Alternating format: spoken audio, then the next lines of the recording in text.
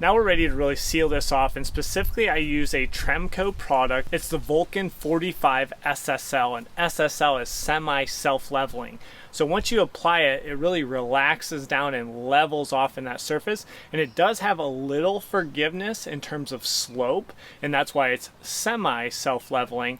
Some of the self-leveler, if it's not perfectly level, it will start to pool up to one side. So this gives you a little forgiveness if you do have slope on your driveway. There's a good chance we might encapsulate some of these ants running around here, but what I'm using is a 29-ounce tube. Remember, this is not a standard 10-ounce tube, which is your smaller, more general purpose tube of any sort of caulk or adhesive. Make sure you have a 29-ounce tube caulk gun so it matches up with this tube. And then just take your time. I always have a lawn bag or something where I can set that tube off to the side, let it leak on the bag, and not get it all over my driveway. This is at 8x speed, so it's much, much slower in real application.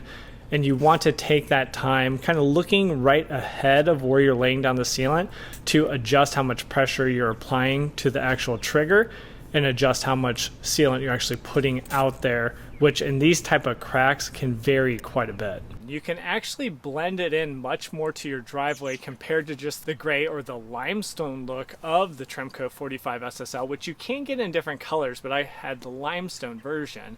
All you need to do is use that same sand, just play sand or any general purpose sand, and just do a light sprinkling of sand about 10 to 15 minutes after you let the sealant settle in.